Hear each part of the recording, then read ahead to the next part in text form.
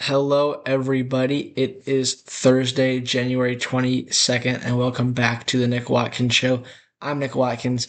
Let's get into it. Today, we're going to start with the top story of something that happened last night. Freddy Peralta has been traded to the New York Mets from the Milwaukee Brewers. This is a very, very intriguing deal between these two teams, and it is massive for baseball in general. Let's dive into it. Freddy Peralta, as well as Tobias Myers, who's a right-handed pitcher as well from the Brewers, traded to the New York Mets last night in exchange for Brandon Sproat and Jet Williams, who, if you're not familiar with them, they are very highly ranked prospects in the Mets system, two of the best prospects in baseball. This is a big deal. Freddy Peralta is one of the best pitchers in baseball. He's probably top five. He's probably the fifth best pitcher in baseball, in my opinion. Obviously, based on as a Giants fan, I probably think Logan Webb's higher, but that is not the point. Freddy Peralta is a very good pitcher, top five in the league, and he is going to a team that's looking to compete, looking to win now in the New York Mets. They've been making moves this offseason. They've gotten rid of and let some of the old core walk. Alonso, McNeil, Edwin Diaz, and Brandon Nimmo. They traded away McNeil and Nimmo, and they let Alonso and Diaz walk in free agency, although I'm sure they would have liked to keep them. But the Mets offseason has really been about going in a new direction as a team. They let the older guys, the longest tenured guys, leave, and now they're bringing in new reinforcements. They're not really rebuilding, but they're retooling. Kind of like that's what good teams do. They don't rebuild, they just retool and get ready for another run. They did not make the playoffs last year, and I bet that was kind of a wake up call after blowing a huge lead in the wild card standings, being right there with Philly in August, and then they ended up missing the playoffs to Cincinnati. So I bet that was a real slap in the face, a real wake up call for the New York Mets and their front office. And they decided that they're going to go in a different direction. They're going to bring in different types of players, and we've seen that reflected in their signings. Bichette, and they traded for Luis Robert, and they signed Polanco, traded for Marcus Semien. Those are all guys who are very good defensively and contact first hitters, especially Bichette. And so, yeah, good defensive players that hit for contact. And then pitching wise, they signed Devin Williams and Luke Weaver, who are both ex-Yankees. They were Yankees last year. Williams was also a former Brewer. That's where he spent most of his career and where he had most of his success.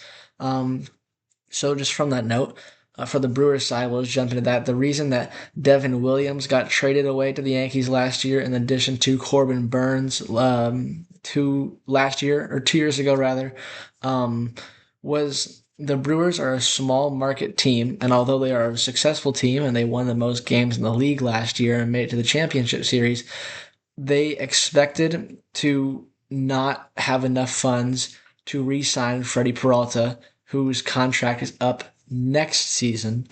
And they just thought, well, we should trade him and get a good prospect haul back because we're probably not going to get him back in free agency. And you see some teams do that. It's really surprising for the Brewers, who, yes, Milwaukee's not the biggest market, but they're still a successful team, and he is their ace, their best pitcher. It's very interesting, the strategy from the Brewers. I'm sure it will work out for them. At least not on the short term, but long term, I can see this deal working out very well for the Brewers because Peralta probably wasn't going to go back. And they got two great prospects in return. Brandon Sproat is a pitcher. He's very high upside, very highly ranked. And Jet Williams is, I believe, he's a shortstop. I remember seeing his card in MLB The Show for the prospects, but he's a shortstop. So for the Brewers, they just decided Peralta's not coming back, and we shouldn't chance that.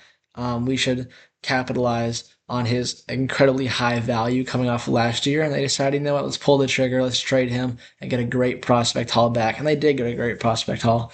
But going back to the Mets perspective and for the Mets side of this deal, it makes them Not that they weren't legitimate contenders before, but this deal makes them even more of a serious threat in the National League. And with the Dodgers continuing to load up on star talent, the Mets are trying to keep pace, and this is a big move that really helps them get closer to LA. I think the two best teams in the National League are the Dodgers first, and then I'd probably say the Mets are next. They still have a lot of good players, Francisco Lindor and Juan Soto, and all these new additions are extremely beneficial to them. Um, for the Phillies, they're also still a very good team. Um, and you wonder if the Braves are going to bounce back after having a tough year last year. Um, but in the NL East, I think that the Mets are the best team in that division. And because if you see the Phillies core is aging. They're a lot older. Harper, Romuto, Schwarber, they're all playing very well, but they are older, and you don't know if that's going to continue to hold up as well as it have.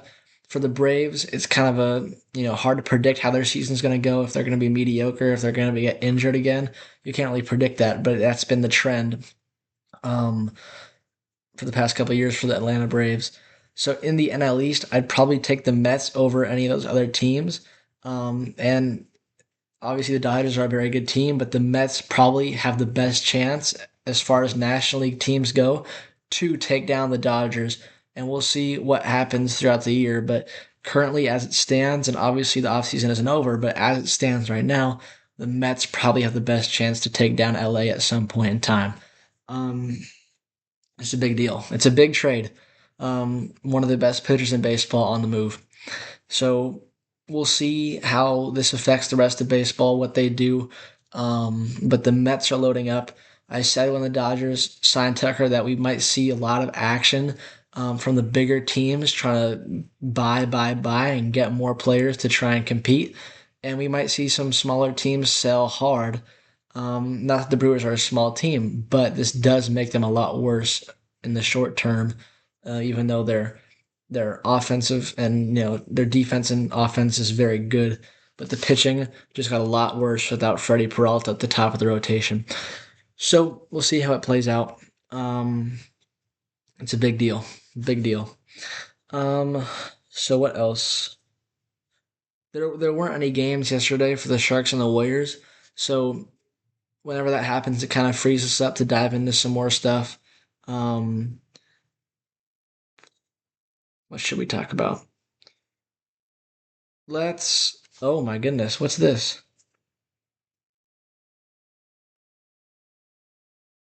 Well, this just happened. I didn't even get notifications for this. I'm just seeing this for the first time. Sorry for the pause. Um, the Texas Rangers have acquired all-star left-hander Mackenzie Gore in a 5-for-1 trade with the Washington Nationals on Thursday. This happened it happened 2.5 hours ago. This is honestly the first I'm seeing this. I didn't even get this notification. So this is a kind of an instant reaction. We got to break this down. Um, sorry for the pauses for those of you listening on, in general, but on Spotify, you're probably like, where'd he go? Let's talk about this. This is big. Um, Gore is not as good as Peralta, but this is still a big deal. He is a top prospect, or not prospect. He's established, but he's a great young pitcher. He has 2 years of team control left. Um, wow, that's kind of a big trade. It is a big trade. Mackenzie Gore, if you're not familiar with him, he was a Nationals pitcher last year. So he was drafted by and came up with the Padres, and he was traded to the Nationals as a part of the Juan Soto deal. That was a great return. The Nationals got Abrams, Gore. They got James Wood, who looks like a superstar, and they also got uh, it's like Castle or Hassel or something like that. I think it's Hassel. So they got a good return, and this is one of those pieces. The pitching, only pitching prospect is part of that deal, and he was very good last year. He was an all-star, a bright spot on a Nationals team that wasn't very good, and now he's just traded to the Texas Rangers. And there was a rumor that he was on the trade market, and obviously the Nationals are rebuilding, but he's a big big piece. He's a guy you can build around at a rotation. And now he's a Texas Ranger, and that Rangers rotation, just thinking about it right now, is scary. Jacob DeGrom was healthy last year, and he pitched outstanding. Nathan Eovaldi has established himself as a great pitcher in this league. They have Gore now. Um, they have some more people, I believe. Um, whoa, that's big. Just so it's Eovaldi. They have Gore now, and they have Degrom. Kumar Rocker is a young pitcher, and then as well they have what's his name? Leiter, Jack Leiter. That's Al Leiter's son. So that's three really young, exciting pitchers, and then the established veterans of DeGrom and Eovaldi. The Texas Rangers rotation just got a whole lot better, and it was already elite, and now it's one of the top rotations in the league. It's up there. Wow, that is a big trade. For the Nationals, we'll have to see what the return is. Um, okay, so it looks like five prospects, including the 12th overall pick in last year's draft. Um, and then a whole other prospects I'm not familiar with. Um, I'm sorry for the kind of the pauses and stuff, but I'm just finding out about this. So Mackenzie Gore is a Ranger, and that rotation is elite. So it's hard to talk about something when you have no knowledge of it happening, and you just find out immediately. You kind of got to yap a little bit, but that's my perspective on it. We'll see how the obviously for baseball trades it's a little bit different because you never know if the prospects are going to pan out. It's going to be a huge win for the Nationals, or it can be a huge loss. Um, we'll have to wait and see for the Nationals' return. In the meantime, I think the Rangers got a whole lot better. They did miss the playoffs last year by no fault of their pitching. Their pitching was outstanding. It was their offense that faltered, and now their pitching rather, just got a lot better. So Texas Rangers, that's an interesting story. We'll see if any other people start to move. Yeah, and now it's baseball. I do want to talk about football a little bit. We're gonna have Ashton on tomorrow. That's the plan, at least. He was, yeah. We're gonna have Ashton on tomorrow, hopefully, and we're gonna go deep dive into the championship round. But I do want to, get our feet wet here a little bit of the championship, so we have a baseline, a little bit of knowledge, my perspective on it before we get his perspective, and just a huge breakdown analysis of it. Um, for prediction, why? Let's just go over the games first. It's going to be Patriots at Broncos, the 2 seed at the 1 seed in the AFC. They're both 14-3. Um, the Patriots come in hot. They've won a lot of games. They won five in a row. They won their last three to finish off the regular season. Um, Very good team. Very good team. The defense has looked very good against the Chargers and the Texans. The offense has kind of faltered a little bit, but it's still one of the best offenses in football.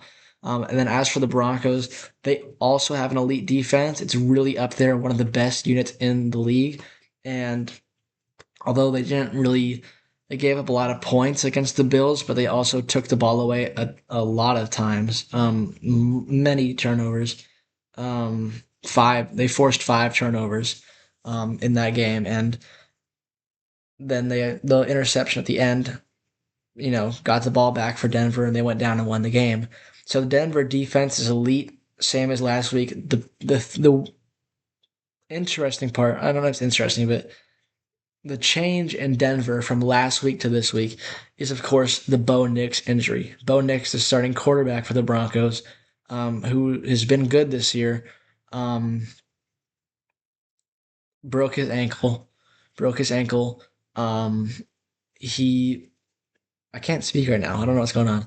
Bo Nix broke his ankle on the overtime winning drive last week. He's going to be out for the remainder of the year. So the backup is Jared Stidham. Um, for me, I don't know why, but some people are considering Denver to just be out of it, like it's an easy win for the Patriots, and I do think the Patriots are going to win. I had them winning to begin with, fully healthy Broncos team. I had them beating them, and now that it's without their quarterback, I think it's even more of a reason to believe that the Patriots would win this game. I think they are going to, but I've I believe in Jared Stidham.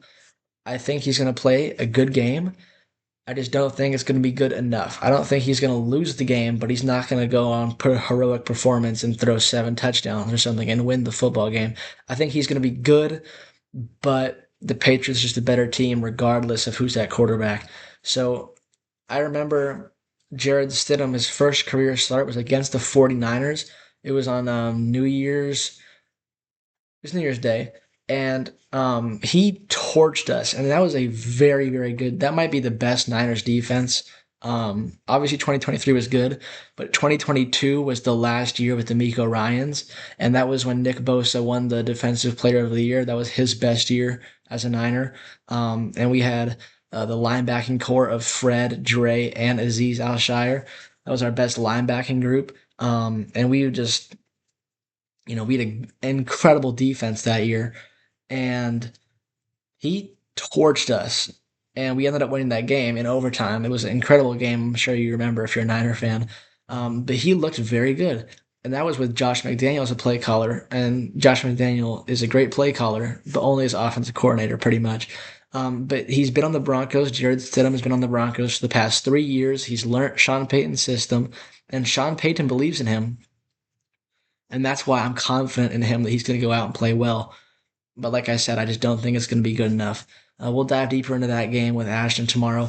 The other game in the NFC Championship side is the Rams at the Seahawks. The Rams, the 5 seed, 12-5. The Seahawks, the 1 seed, 14-3.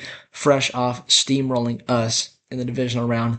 The Rams had a crazy game against Carolina, crazy game against Chicago. They won them both in dramatic fashion. And now they go into Seattle. These two teams played, in my opinion, probably the game of the year. I mean, this is, going on a tangent here.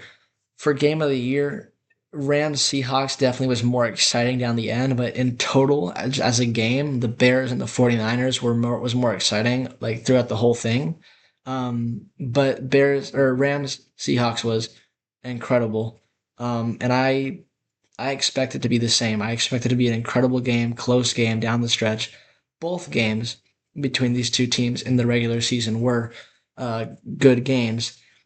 I think the main question is which Sam Darnold's going to show up. And I know we've been critical of Sam Darnold. We kind of doubted him a lot, but he didn't show anything against the Niners in the previous two games, which were the last two games for the Seahawks, to suggest that he could do it.